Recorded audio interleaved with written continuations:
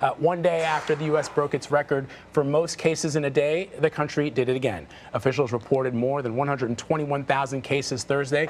On Wednesday, the U.S. became the first nation in the world to pass 100,000 cases in a 24-hour period. For more on this, we are joined by Dr. Bob Lahita. He's a professor of medicine at New York Medical College and chairman of medicine at St. Joseph University Hospital. All right, doctor, let us start in the country of Denmark, where a mutated strain of the coronavirus has been found in minks, like mink the animal, and it's reported to be linked to hundreds of cases. What are the dangers of the virus mutating? Well, Vlad, it's interesting that this was brought to my attention this morning because I have this paper in the journal Science from July, which describes the fact that the pandemic virus is mutating, and it was mutating in minks in Denmark. And apparently 12 people have gotten the virus from minks, and 17 million minks are going to be killed because of that.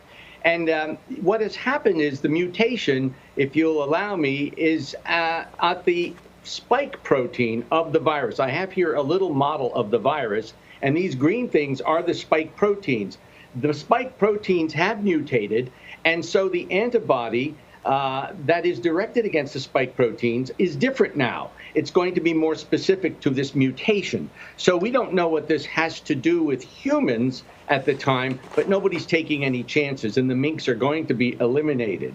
It's unfortunate, and I guess there's going to be a run on mink coats going forward, but nevertheless, the mink population will be decimated.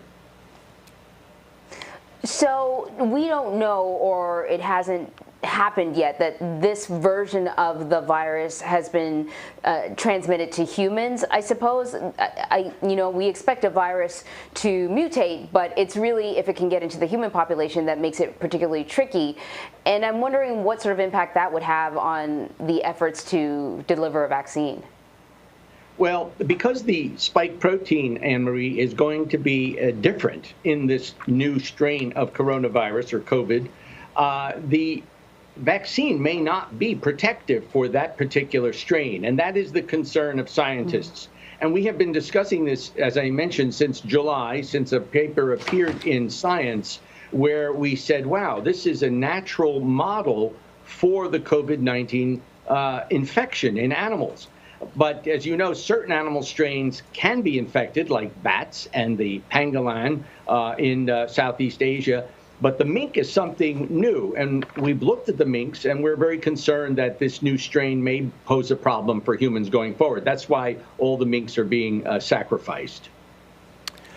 So, Doctor, we know that Americans are feeling very anxious about both the pandemic and the outcome of the presidential election. The pandemic remains a very real story for millions of Americans. In fact, the president had suggested that once the election happened, we being the media, would stop talking about the coronavirus. If anything, the coronavirus, as the number of infections continue to rise, we're going to be talking about it a whole lot more. And then we've got this election, which is stressing people out, Republicans and Democrats alike. What can people do to sort of relieve the stress? And relieving the stress, that means going beyond just like putting your phone down, which I know is hard for a lot of people.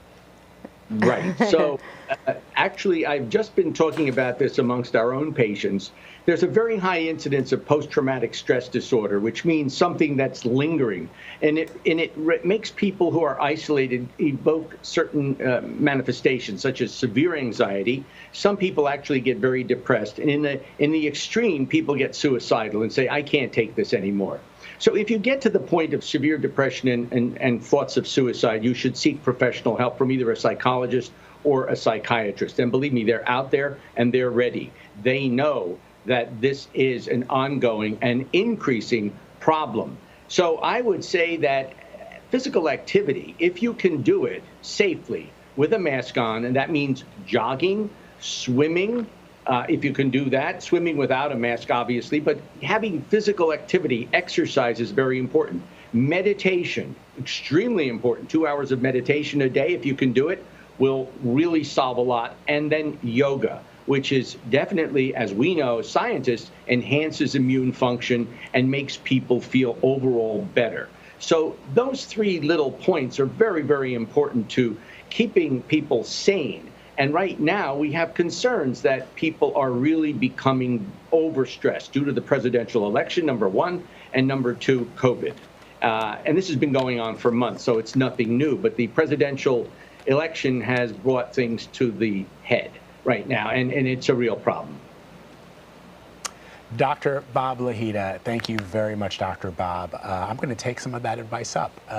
I've been going for runs, long runs, Anne-Marie and Dr. Bob. That even though I hate to run, because I just hate physical exercise. I love my couch, but I've been trying to run a little bit more, you know, so that I can sort of take my mind away for the exercise is good, right, Dr. Bob? It's excellent. That's the way to go. That's number one. And get outside of your apartment or your house. Get out there and breathe the fresh air. Bundle up if it's cold and run. And you don't have to wear a mask when you run because you're not going to encounter anybody on the run, presumably. That's good. That's good. I go the other way. As you know, I'm all about virtual reality, so I go inward. And believe it or not, you can meditate if you in those follow alternate Anne-Marie's worlds. Facebook, you will see her doing her virtual reality exercises. And watch a good movie. Yeah. Thank you so much, Dr. Bob. You're welcome.